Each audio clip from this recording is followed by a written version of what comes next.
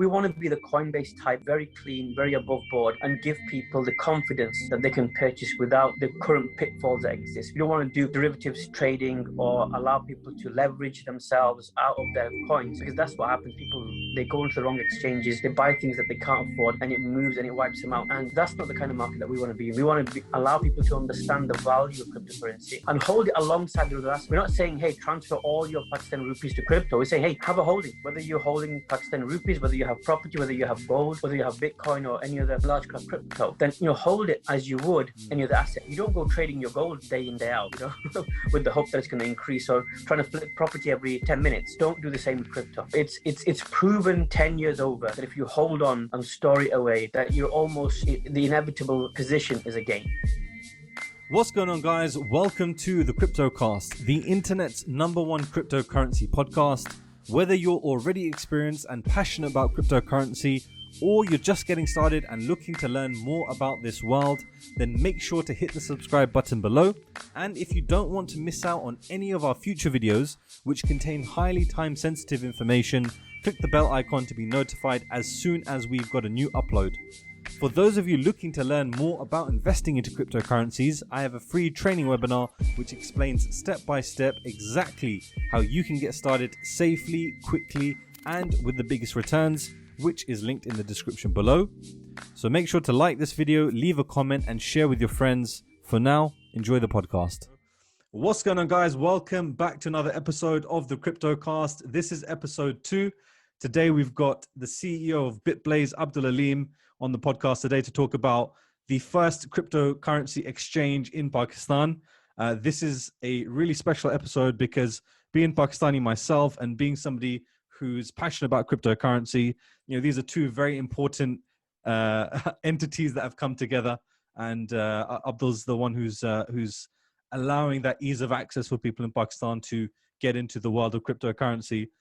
So this is going to be really interesting. I've got some questions that I want to ask Abdul. It's not going to be necessarily the easiest interview. I'm going to throw some, challenging questions at you because it's important that we make sure that, anyone entering this space, especially in Pakistan, is someone who can really take Pakistan to another level. And I think, crypto can do that for the people of Pakistan. So that's why this is really, really special and important. So Abdul, thanks so much for your time for coming on today. Oh, thanks for having me. Appreciate it. No worries. So, Abdul, I've been following your journey for a couple of years now. You're someone who's been really at the forefront when it comes to entrepreneurialism or entrepreneurship.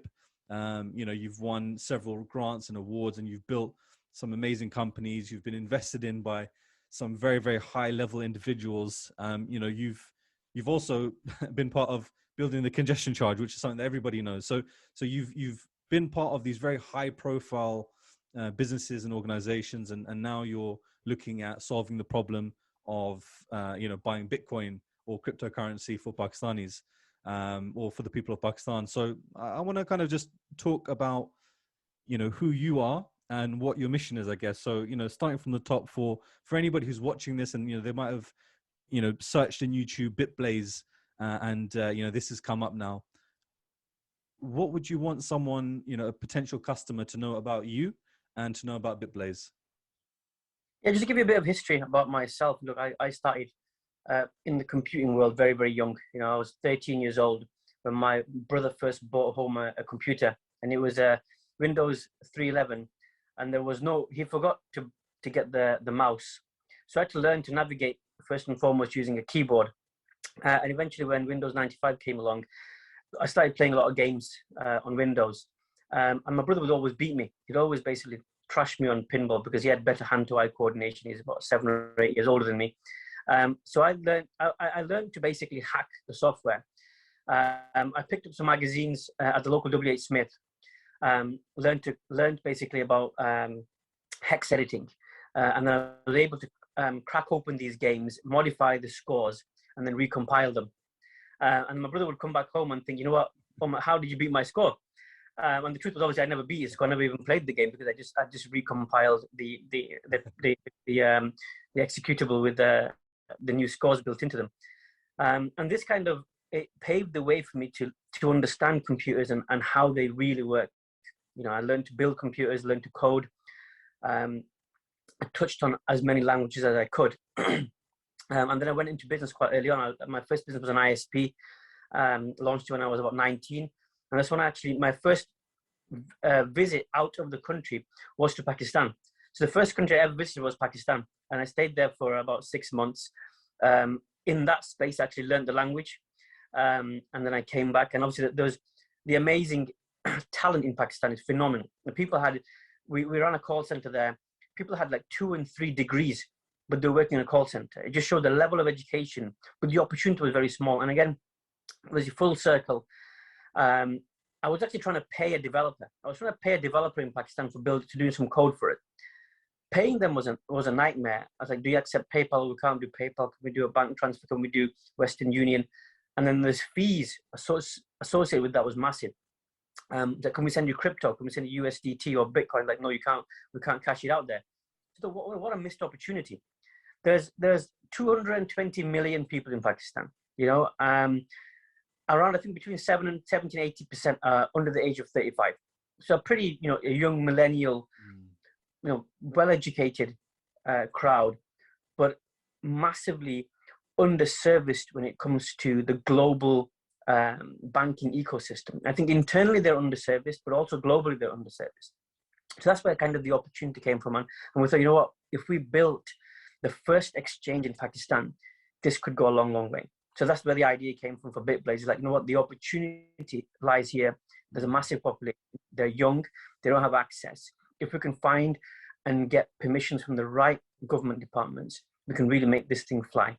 And we're doing a service for everybody in Pakistan because we want to allow Pakistan to be able to access the global jobs market. Really is one big thing, but also the global crypto market. If you want to be able to buy crypto, at the moment it's impossible. You cannot pay with rupees.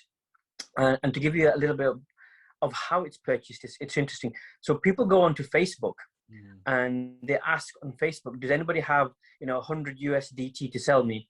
I'll send you Pakistani rupees, or they'll find a Telegram group. And more often than not, they get scammed because obviously there's no way to track where you send the USDT. People selling and buying, difficult to track, and then because it's borderline illegal.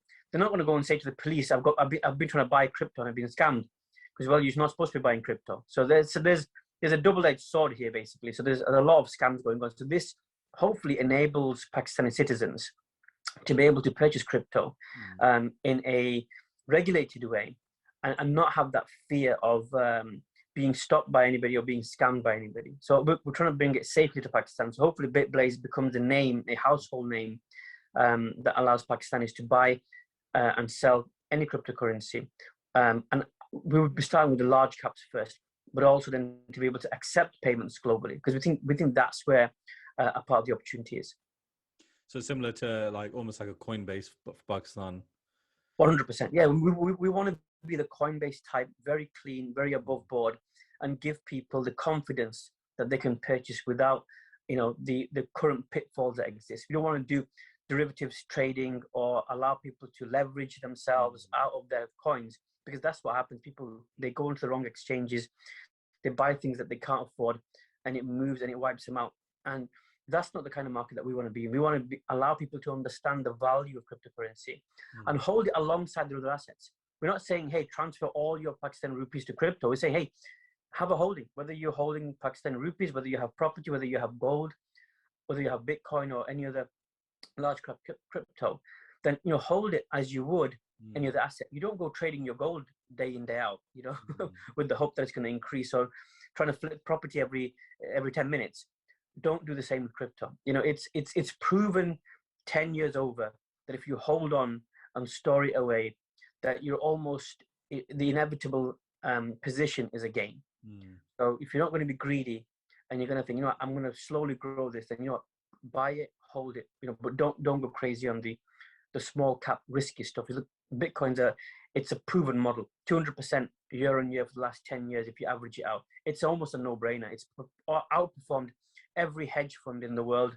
It's outperformed every asset in the world. So it's difficult to refute the position of Bitcoin. Absolutely. There's a couple of things that I want to touch upon. One is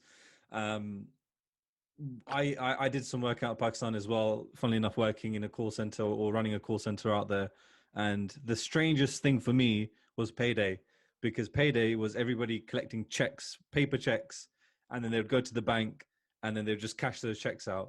There was no banking system. None of them had bank accounts. None of them had debit cards, credit cards, anything like that. And it was so strange to me, because it's like, literally we're living in the 21st century, but none of you have bank accounts.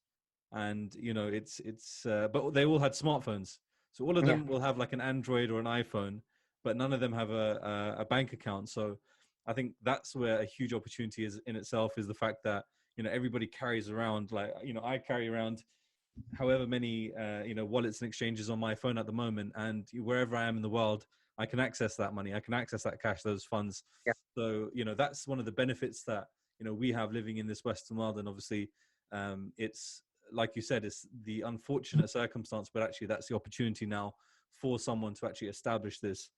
You mentioned as well that you need to kind of have the right partners, and I do want to speak about kind of who, if anybody's watching this, who do you want to kind of if you could speak to anybody in Pakistan, who would that kind of be? And we'll kind of touch upon that a little bit later.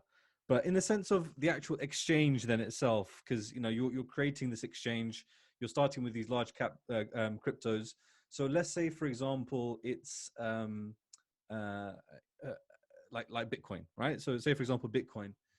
How does an exchange work then? Do you, as the exchange, hold Bitcoin and you then sell that, and then whatever's traded between people, you keep a certain amount above that, and then people have their own from external wallets that they bring in? Or, are you connecting via an API to another, repository of Bitcoin, etc.? How does the actual exchange work itself? yeah. There's a couple of ways it works. Look, the first thing is that you have what's called an order book, right? If you've seen the exchanges, you have an order book. Now, an order book is where people place their buy and their sell orders. So at the early stages of an exchange, if you were to start it from the ground up, you have the option of using liquidity providers. So you can plug into somebody else's exchange via an API and utilize their existing order books to make those transactions. And then as you start growing, you then allow your users to buy and sell. So if somebody's putting an order for, I want to sell it at $60,000, then that order goes into the order book alongside whatever gets pulled in by the API.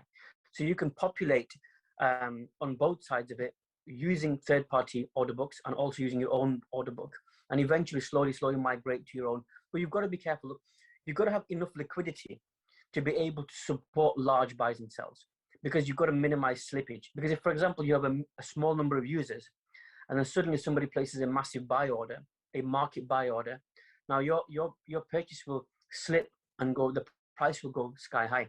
So people will say, "I'm buying for $55,000," but suddenly the average price is $56,000. So they paid $1,000 more than they should have. And the same way when they're selling, if there's not enough liquidity on your order books for your users, when you're selling, suddenly the price drops. So again, it's unfair for the buyers and the sellers. So you have to have proper liquidity. So you've got to put controls and mechanisms in place to allow for the size of the order and the amount of liquidity that you have, both externally and internally, to be able to facilitate those orders. So again, it's very, very important that the way the exchange is designed allows people to transact confidently. Okay.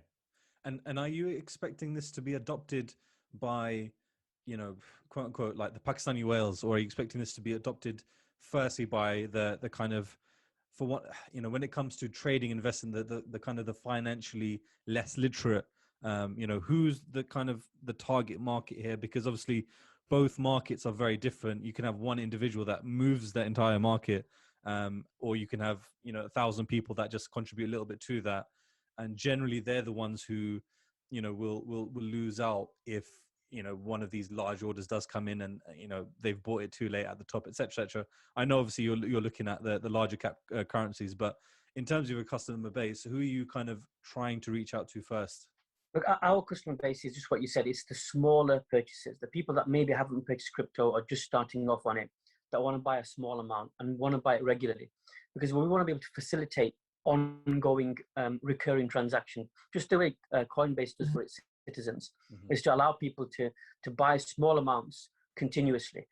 rather than somebody coming in and saying, well, I want to buy a massive amount. So the interface that we're designing is really a very, very basic interface. So instead of having a full order book exchange design, it's pretty much a click, here's the price that you're buying for. There may be a 0.5%, movement in that price, depending on when you press the buy or sell button and how you purchase it.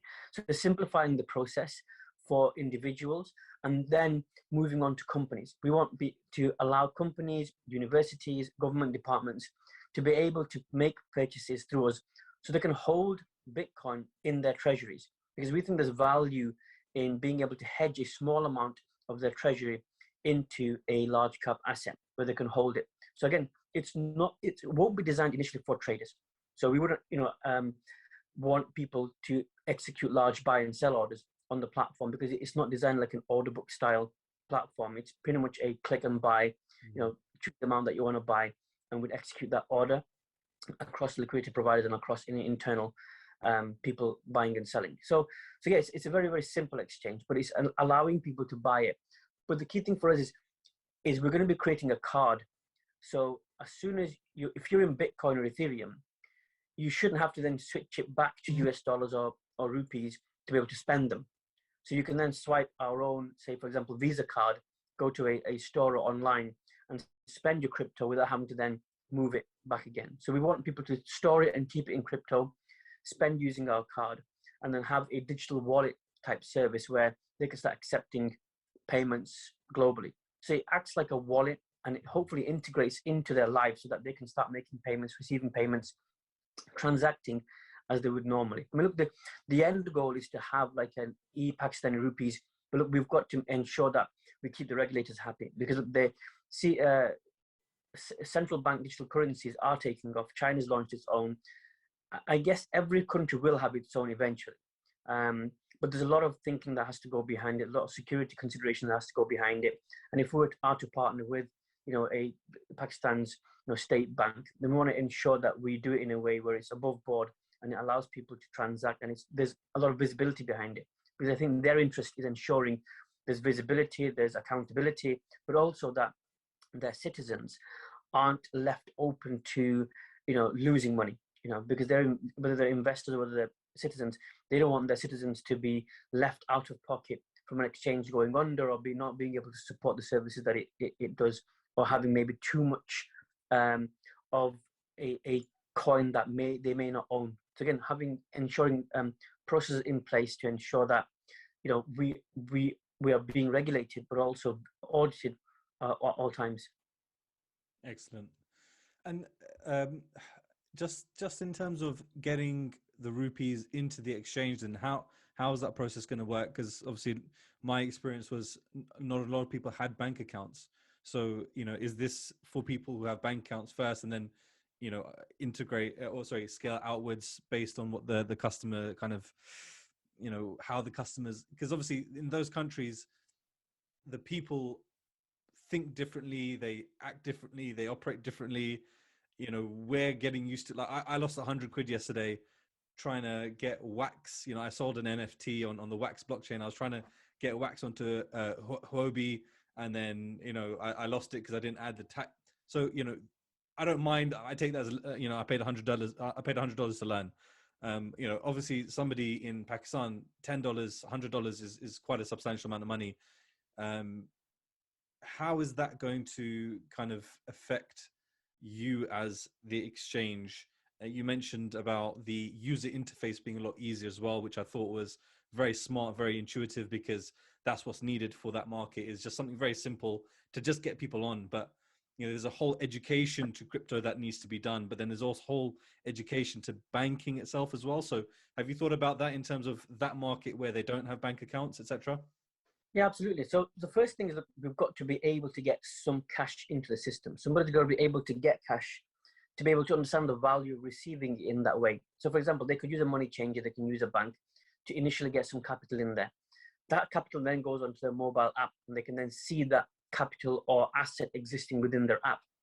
The idea is then to allow peer-to-peer movement of money. So you can send your peers money if you have to go and buy something. Again, same way, the way WeChat works, as a digital wallet. Same way, M-Pesa works, and there's various countries where they use peer-to-peer movement of digital money between digital accounts. So we want to have applications for merchants. So if you're going to buying something from a merchant, as long as they understand the value of accepting a payment using a digital method, in essence, it's like their bank account.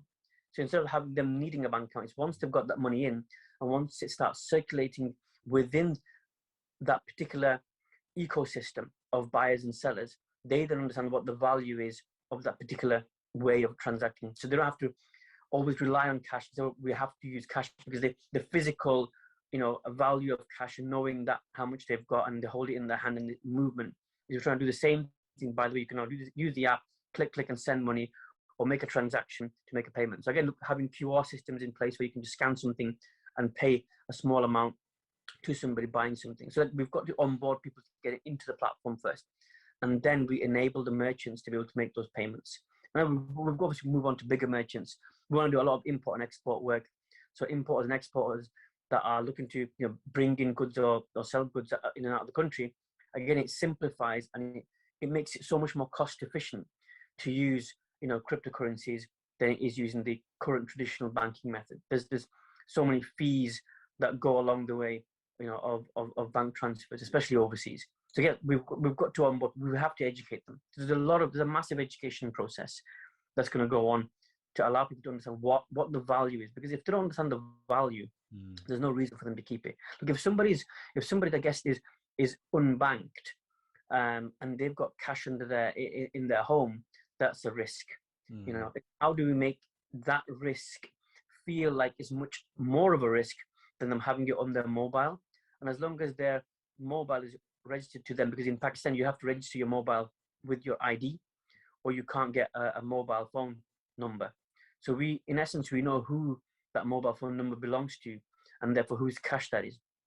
So as long as they've got sufficient security on their phone itself, then there's no way to crack open them phone. And if you look at Android and iOS, unless you wipe them, there's no way of getting past those the codes and the face recognition.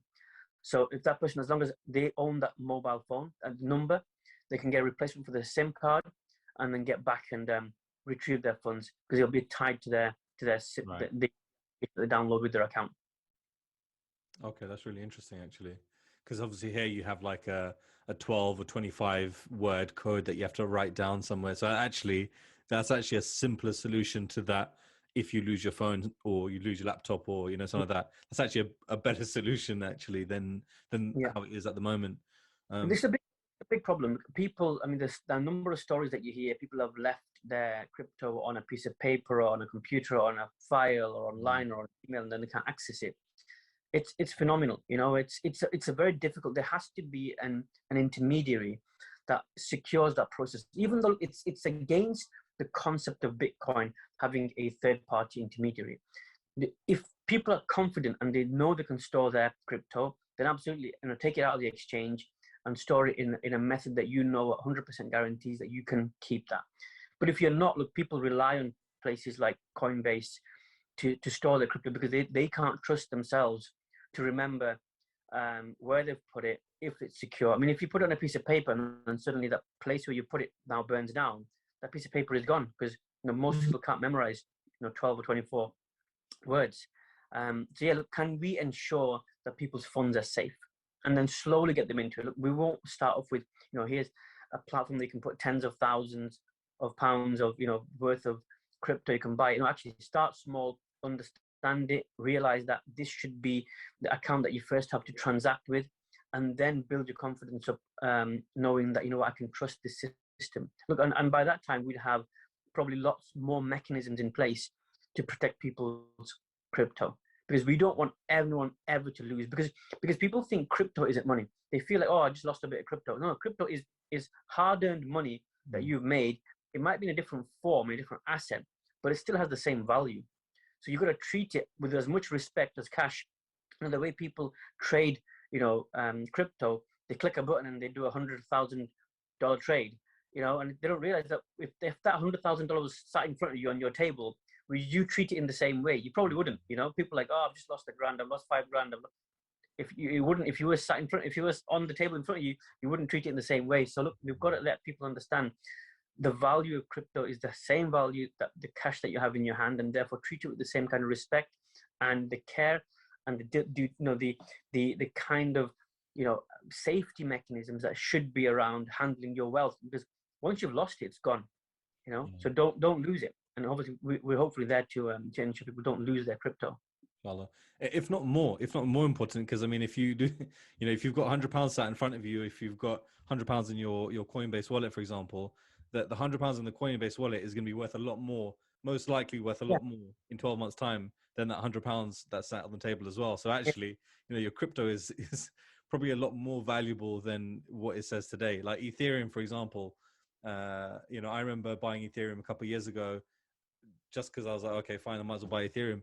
And, you check your, I put into a cold wallet, checked it, and I was like, oh, I forgot that, how much I bought. And I looked, I was like, oh, not bad, and it's amazing. It's amazing that, you have an asset that is growing at a rate which is phenomenal. Like I get trading 212 notifications on my phone where it says gold has soared by 1.5%.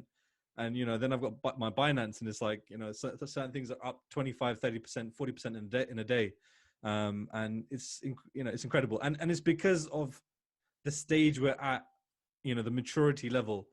It's not a saturated market. And one thing that's really, really powerful, and it's what I teach people as well, which is where we're at right now. So certain markets, certain industries that you're in, if you tell more people, then it's detrimental to yourself. You're kind of making more competitors for yourself, and that's where it kind of gets saturated. But this is actually an industry where the more people you tell, the greater your stake is, the greater the value of what you hold is, because more people coming into this economy only increases and grows this economy. So it's a very, very beautiful time to kind of be in this industry, because it's not like Polkadot is going to take out Ethereum. No, they're both going to exist. They're both going to grow. Binance isn't going to take out both of them. All three will grow together. Bitcoin has its place and everything is starting to get its place in the world. And we're finding more and more use cases for these different types of coins. And it's glad to hear that actually you're not going to be supplying things like Safe Moon and Safe Tesla. Not with the one tokens minted. I think people don't understand, what market cap and those metrics translate to when you have a token that's minted at a quadrillion tokens. It's look, people are going to make money from these kind of schemes, as I'd like to call them, but we've got to be very, very careful on people trying to buy stuff like these, because they've got no. I mean, when I say there's not got intrinsic value, most cryptos don't have intrinsic value, but it's the use, it's the value, and its use and its adoption that takes time, and then who holds it. That's where we have to look at. If the founder holds 50, 60, 70% of the tokens, or there's massive wallets holding something, then there's a chance that there could be some sort of a rug pull, that someone could dump their tokens. So you've got to be careful in what you invest in. You've got to see the method in which it was distributed primarily, the distribution, what those wallets are doing, how are they holding, are they moving, is there continuation of purchasing, because people say, oh, there's 100 million transacted, but look, there's wash trading and there's bot trading that fake any kind of trading and make it look like it's a viable token in the eyes of something like CoinMarketCap, because it can check a couple of exchanges and the requirement is only 2 exchanges, and it looks like something's trading massively, whereas it's not. So the price can artificially go up, and then suddenly people are aping into this new coin, and then the bag holders then start selling, whether it's slowly or whether it's a massive sell. You've got to be careful. Look, try and stick to what you understand. I guess that's the message for people. And I think it's great that you mentioned that there needs to be education on this, and that you should invest into crypto as a long-term asset. One of the best videos that I saw on this was by Kevin O'Leary, who's one of the sharks on Shark Tank. He's recently come out as being like a big Bitcoin supporter. And with good reason, he's saying that he's done a U-turn. From his perspective, he says that he's in highly regulated industry, so he couldn't be an out-and-out supporter of crypto and Bitcoin for the past few years because of kind of how it was classified. But I think 2021, it really has now established itself as a true asset class. And like you said, it has been, anyone who's been in Bitcoin for even a couple of years has seen growth like they wouldn't be able to see in any other industry, any other market. So yeah, to have that education. And sorry, just to go on what Kevin Leary said, he said that he holds 3%. So 3% of his portfolio is Bitcoin. And he said, look, will I buy more? Yeah, sure. If we increase, if things get better, there's more adoption, then I'll increase that portfolio size if I think so. But 3% is a very, very small percentage of his portfolio. Yeah, that's the amazing thing is he wouldn't have to increase his percentage, but the percentage would just increase itself. I was watching a Cathy Wood video. I think they started off with a 2% exposure of their portfolio, and it's become 7% because it's grown. So, it's almost autonomous.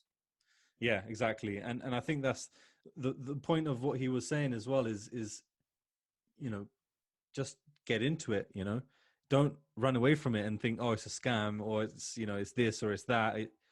It's proven to grow. If you dollar cost averaged on Bitcoin on a weekly basis, if you put £100 a week into Bitcoin over the last 5 years or 6 years, it would have increased 300% every year. And that's dollar cost averaging. That's every week you're buying, or every month you're buying. 300% is absolutely incredible. That means you can buy it at the top because you're going to be able to buy it on the dip as well because you're consistently buying it. So I think it's a no-brainer. And obviously anybody watching this in Pakistan, it's a no-brainer when it comes to Bitcoin. A few questions that Pakistani, the resident citizens will have of crypto and Bitblaze are, I think, a couple of things. One is, I have my own opinion on this, and I've heard from people who know better than me about this, and they say that it is okay. But obviously, it being the Islamic Republic of Pakistan, Sharia compliance is going to be a massive thing. A lot of people are going to question that aspect of maybe not Bitblaze, but Bitcoin and Ethereum and these other cryptos. There's a lot of cryptos that, again, you probably won't get into straight away, but later on down the line, that like chain games, for example, which is like it powers gambling. Gambling is part of its use case, right? So what is your stance, Bitblaze's stance on the Sharia compliance aspect? Is that something that you're agnostic to, or is it something that you are looking at and you've seen and you feel confident I can promote this to my local imam in the masjid or whatever? Have you thought about it to that level when it comes to Pakistan? Yeah, absolutely. Look, we're entering a Muslim country, so whatever we do has to be, look, regardless of whether we do it here or in Pakistan or somewhere else. Ethically, we would make sure that every single token or coin that we listed was Sharia compliant in a sense. So there are reports by the IFS, I think they're called in the UK. Yeah. LG, which is the Sharia compliant ones. And again, things like Bitcoin has been obviously proven many times over. Mufti Faraz Adam has done a piece on exploring Bitcoin. So look, we're going to be very selective, very, very selective on which tokens and coins that we allow to be sold on the exchange. And even if they're permissible, doesn't mean that we'll still sell them. Obviously, if they're impermissible, then absolutely not. But even if they're permissible, there's other deciding factors like its liquidity, like the timing in the market, that we would have to assess first to ensure that we are not exposing our users to a potential scam. Because a scam can come in various forms. It could look like a great token, but then suddenly something can happen that we didn't oversee. So there's going to be a massive vetting process to put any new coin onto it. And what we want to do is, look, there's a flip side to what we're doing, is we want to be able to attract investment for startups in Pakistan. So putting brand new coins on the platform that are, in essence, Pakistan startups and their own coin, so that allows them to raise investment globally, is one of the strategic implementations of the platform itself. Wow. So that, because our idea is, we don't want to be able to take and push money out of Pakistan. We want to be able to attract it into Pakistan. And how many mechanisms can we use to make Pakistan attractive investment? Look, Pakistan is the second fastest growing exporter of IT So, freelancers in Pakistan are phenomenal. The gig economy is huge in Pakistan. It's growing rapidly. Second only to the US they are. So there is a lot of talent, but there's got to be a simpler, more effective, more cost-effective way for the gig economy in Pakistan to accept payments, but also to be able to then spend those payments. So if they receive it in crypto, they've got to be able to spend it on a card or transfer it back into cash again. Because we don't want it to be brain drain. Look, there's talent in Pakistan, and they move to the US and Silicon Valley, and they move to the UK, and that isn't beneficial to Pakistan. Because what we're doing in essence is we're taking talent away from the brain pool that exists within the country, and exporting that brain physically to another country. Now, what we want them to do is actually, there's an opportunity where you can stay in Pakistan, you can accept payments globally, and then you can spend your income locally. Because then at least the purchasing of the goods are circulating. There's velocity in the currency of Pakistan then, it moving between citizens. And we all know that velocity is what GDP is measured from. It's the movement of money from one person to another person. And the more times that moves, the more it benefits the entire economy, because it can be taxed more, it can be used more by local people, it can be put into government departments. So the more the individuals transact within the country, the better it is for them. So the idea is, can we stop the brain drain, keep people, because now after COVID, there is a massive influx of brand new positions that are purely remotely based. There's no need for you to be based in the UK anymore or based in the US anymore. You can work, from 10,000 miles away over Zoom and over Teams and over plenty of collaboration tools that exist now. There's no need for it anymore. We're just going to make sure that people have great English or whichever language that their employers need, and great skills that they can offer the marketplace.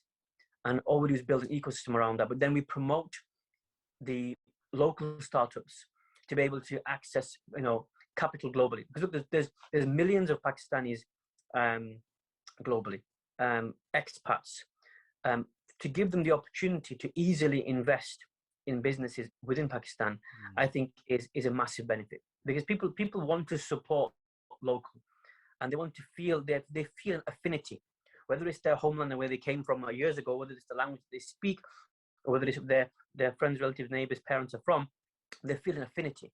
And that affinity goes a long, long way. It allows people to, want to make people, small businesses, micro businesses, a success. So again, facilitating those kind of things on the platform is paramount. Rather than listing tokens that are global, we want to list tokens that are local and enable massive influx, hopefully, into Pakistan ecosystem and Pakistan startups. That is, a thought that I hadn't even come to. So it's amazing to hear that is your kind of your vision. And again, it seems very much like, without kind of comparing you too much, but ultimately, if there's a model that works, that's what you want to emulate, right? And it sounds very similar to Coinbase, because they have Coinbase Ventures. Binance also has their Binance Launch Pool as well. So is the vision to kind of be almost like later on, like almost like a hybrid of both Coinbase and Binance, in that sense where you've got the platform, the exchange, where you've got very kind of certified coins like Bitcoin, Ethereum, etc. But then actually you're an investment company, an investment vehicle, and an accelerator program, which obviously, you yourself have been through many of those accelerator programs yourself to see how they benefit individuals, entrepreneurs, and entrepreneurship in general. So is that kind of what you're looking to build, an ecosystem? Will you have your own blockchain, the Bitblaze coin that powers all of this, similar to Binance, similar to KuCoin, etc., similar to crypto.com? Is that kind of where you see the future for Bitblaze down the line then? No, yeah, you're absolutely bang on. That's exactly where we see ourselves. But there's more. Look, there's the exchange side where people are purchasing.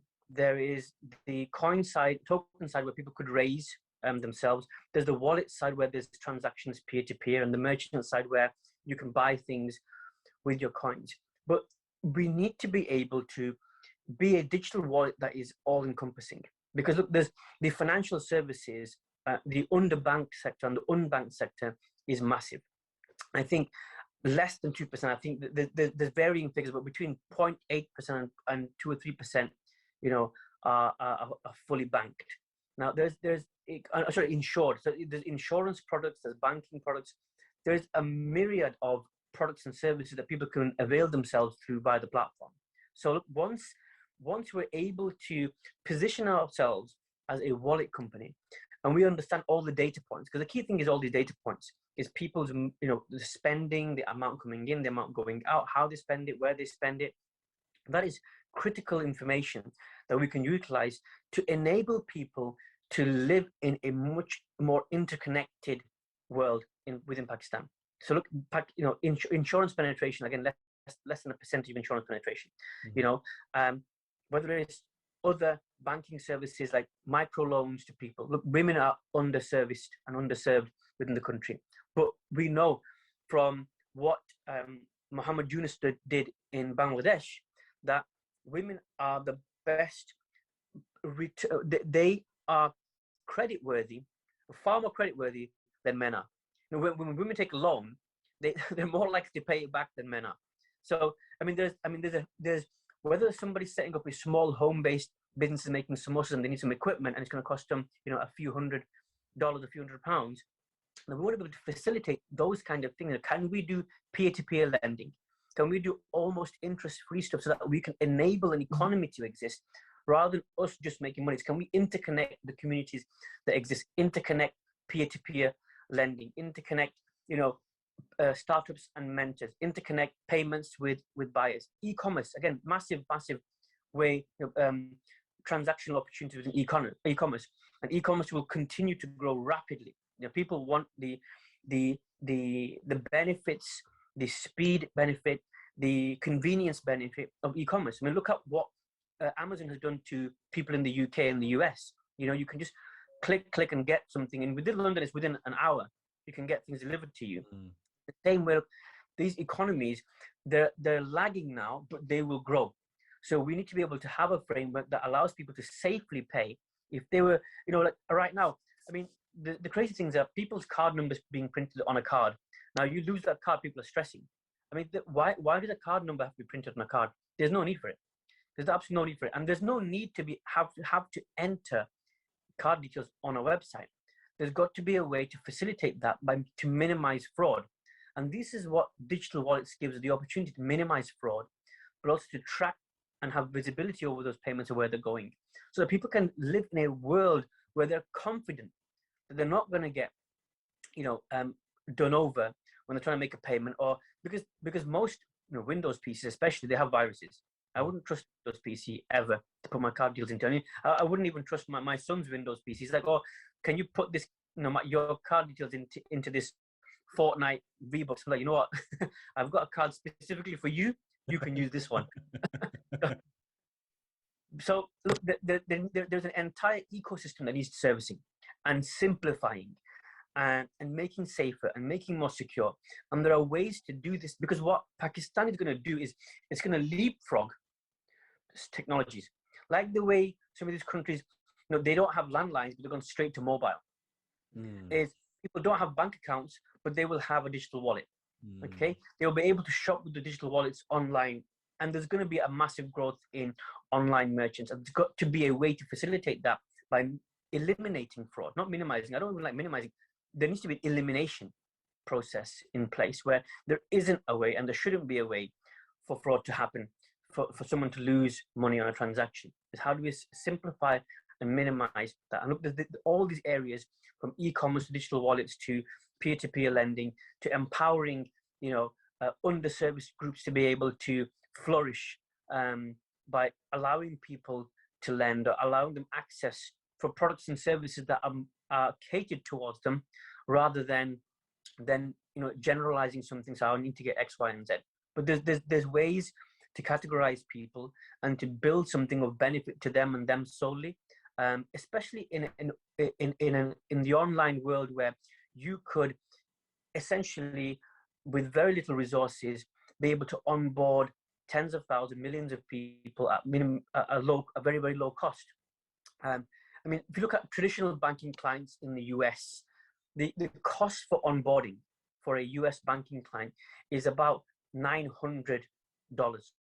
That's the cost for onboarding a single brand new customer. the cost for onboarding somebody on something like Venmo, PayPal, Square is $20. Now, there's an $880 difference in the onboarding cost, which means that your lifetime value can be a lot lower for your digital wallet service, and you can get an ROI much quicker than you would in traditional banking service.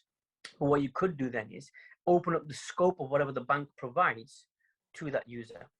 The value of a Venmo, PayPal, Square user, they're between $200 to $500.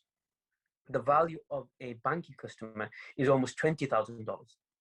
So if you are able to acquire people at such a small cost, but at the value of the banking services ecosystem to a client, then you've acquired people at a very small cost, but you're able to massively increase the value of what each client is worth to you. As long as you're able to service them with products and services, financial products and services that they need to lead their everyday lives. And that's what we're heading towards. We'll start up as a digital wallet service. What we're going to move to banking service that want to be able to do things and minimize your cost. The cost, and neobanking is very, very new in Pakistan.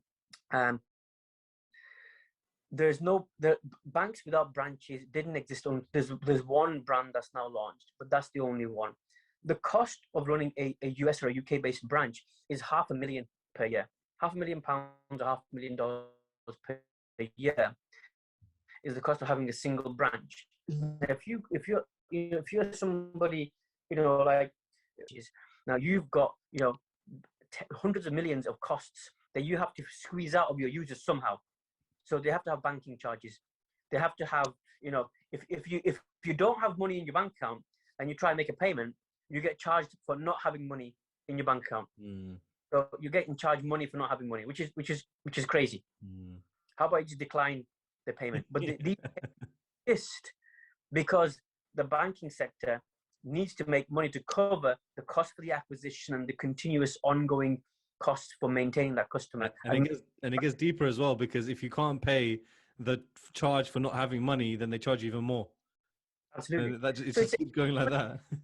Puts people in a hole, and it's very, very unfair, the banking system, because they have to cover their costs.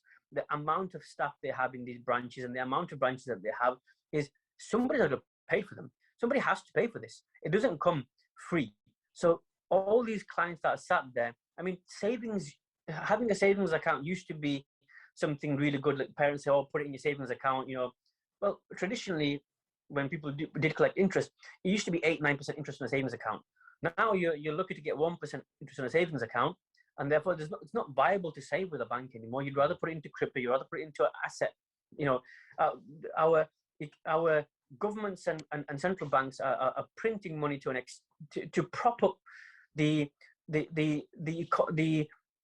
economy that's buying shares. And the share price is going up and up and up and up and up and up. Goods prices are going up and up and up and up and up. So if you hold cash, you're the biggest loser. Whether that's physical cash or whether it's cash in your bank, if you're a holder of cash, the inflation makes you the eventual loser. I think inflation is, in essence, the biggest theft of an economy, of its people, is inflation. Is you're making something go up by 10 pence or 10 cents, 20 pence and 20 cents, and that becomes, it eats into the cost of living for people. If you're rich and you have property and assets and gold and stocks and shares and and investments in companies, and you know that your money's growing, you're absolutely fine, because that 10% inflation per year will be offset against your 25% growth per year. But if you're holding it cash and you're living, paycheck to paycheck, and your paycheck isn't growing by 25% per year, that means you're losing money every single day. You're losing money with money that's in your bank account. You're losing money with the cash that you're holding, and your income is reducing year on year on year, which is phenomenal. Because if people understood the way our banking system worked and the way inflation worked, then they would never keep any cash. They're trying desperately to find a way to find a store of value that at least maintains what the value of their cash is, rather than watching it deplete, which is very, very unfair. And I think the governments have to work tirelessly to ensure that inflation is curbed to a level where, or at least, people are paid more, so that it can counter the inflation, rather than, hoping and wishing and praying that nobody notices that their money is disappearing. And it's interesting because, obviously the subcontinental region are the biggest purchasers of gold, for example. I think I heard a statistic that the women in India hold more gold than like most of the US central bank or something like that. Like that's how much gold that they have.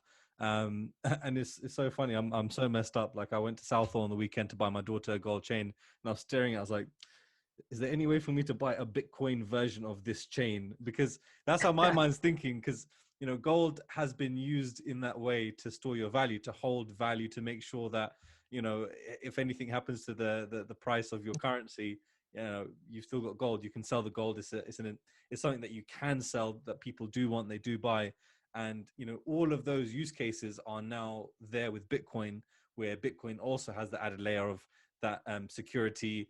Slightly more anonymity as well, if that's what you want, but also the ease of transaction between people from one side of the country to the other. If they want to, you can't send gold, but you can send a Bitcoin. So I think that that transfer as well from traditional gold holdings into Bitcoin can be very, very powerful for the people of Pakistan, because they probably have so much. I don't know how the dowries will work if people start giving Bitcoin for wedding presents and stuff. But I think it takes our generation to do that as well. Like I'll give you an example. Last night I thought, I'm going to buy an NFT for my daughter. It was a cool NFT. I liked it. I was like, what? Do I think it's going to hold value in the future? Maybe, maybe not. But it's a cool image that I'm sure there's going to be a technology where she can put this NFT up on her wall, or so. I don't know what the future is going to be like, but I know that NFTs are going to be a big part of that. So I thought, shall I start this cycle off now where, I'm buying crypto and I'm buying NFTs for the next generation? So I think, obviously in Pakistan, they need a whole education to get to where, we're blessed to be at right now in terms of financial literacy. But, like you said, they can skip that middle section of the traditional banking and go straight into crypto. And again, like you said, because they're so talented when it comes to development, why don't they put their, talents into use, into building a noon for Pakistan, or Amazon. I want to say Amazon, but let's move away from that. Like a noon for Pakistan, or there's a shopping.io, which is like an Amazon blockchain version, e-commerce. So why not build something like that for the people of Pakistan? So anyway, so I think that there's so much opportunity there, and I think it's great that you're not just sitting there and saying, there's so much opportunity, and you're carrying about your normal life. You're saying there's so much opportunity, and there's a massive the opportunity is driven by a problem, and let's tackle that. Let's actually solve this problem for people. And I think that you're someone, when you do fundamental analysis on any investment, whether that be traditional stock market or whether that be cryptocurrency, you always look at the team. So you always want to look at the team. Who's the founder, or who are the founders? What's the development team like, etc., etc. And I think that someone like yourself leading a project like this, is very credible.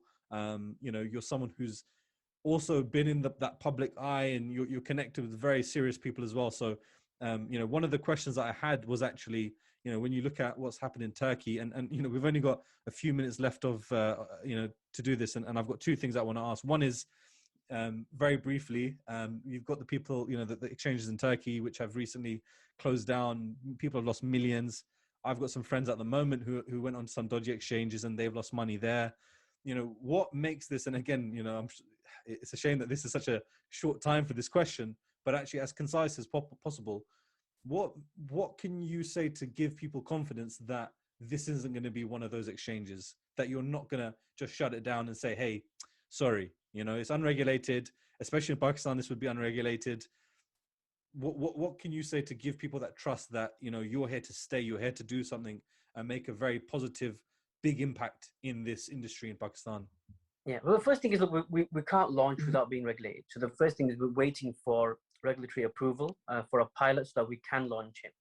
Look, and protecting people's assets, there's one of the, without going too much detail, because it probably come out in press releases, but one of the investors, angel investors into this is actually somebody behind a very early exchange.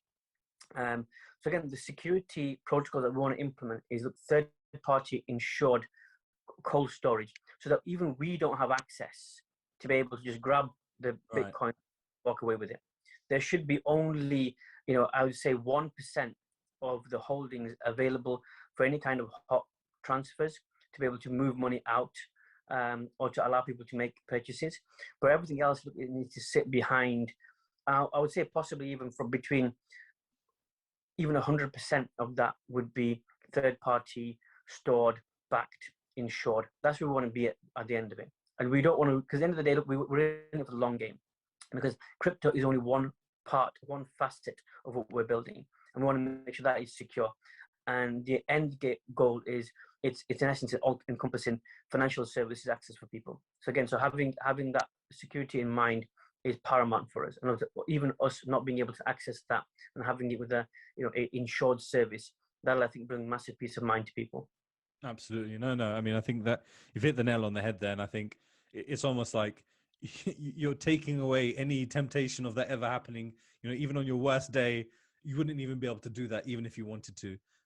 So I think, when that's the case, and that's what people love about crypto, is the fact that, it's not in the hands of one person. It's decentralized. It's not in your hands or anybody else's hands. You're just almost like a custodian of solving this problem.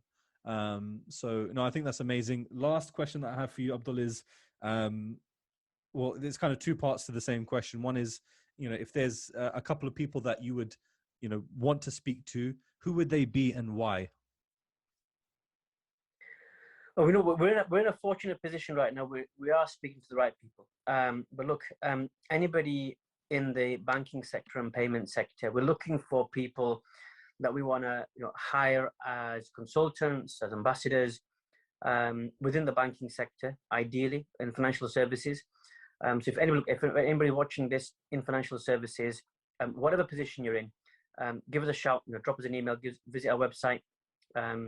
So my email address is alim@bitblaze.co.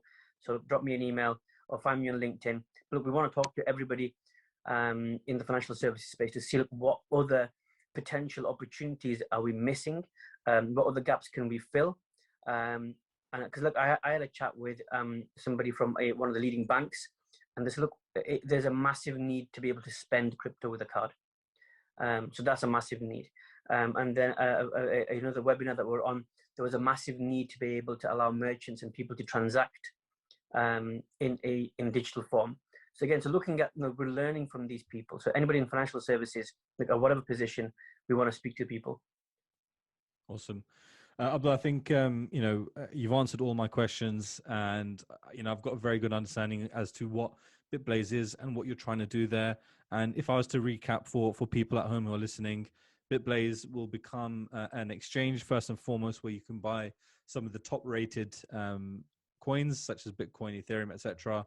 And then from that, what you want to do is build out an ecosystem where people can then actually use those cryptos to purchase goods and services, where they can transact between peers, where they can then actually apply to, have some of their projects and their visions funded and built onto the blockchain. And then, Bitblaze will become an ecosystem for cryptocurrency in Pakistan.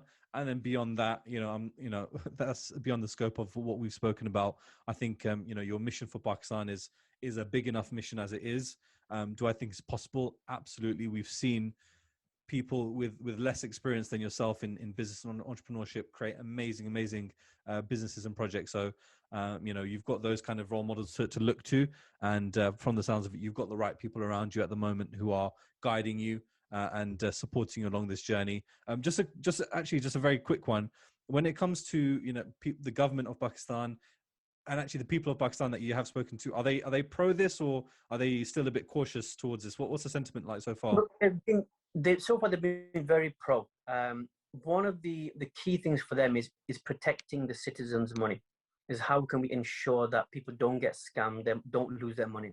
So those are a safety mechanisms and protocols that we've got to put in place when we launch to allow people to have the confidence. Look, and these concerns are absolutely foundational to what we are building. And we accept those questions, and we appreciate those kind of concerns, because if they're not concerned about the citizens, then who would be? Okay. Absolutely. Absolutely. Yeah, no, I think it's good to hear that as well, that the government of Pakistan, you know, have that in mind, that they want to protect the assets of the people of Pakistan. Super important. You know, we've seen that the people, it's like when you go to Pakistan, whenever I go to Karachi, it's just, it's a sad state of affairs because it's like a lost city. It's a forgotten city. You go to Islamabad, things are much, much better there. But then when you're there, you compare it to somewhere like Dubai and you're like, you know, there's still infrastructure problems. There's still, you know, educational problems, etc., etc. So, you know, to hear that this government, you know, have that interest in mind, and you know, we know, well, I know from my own personal opinion, what they kind of, their drive is to make Pakistan a leader in, you know, amongst nations of the world. I think having a crypto exchange like yourself, where it empowers the economy of Pakistan and it empowers Pakistanis to actually stay in Pakistan, like you said, that brain drip, or however you put it, that knowledge. It was yeah, it was a good term.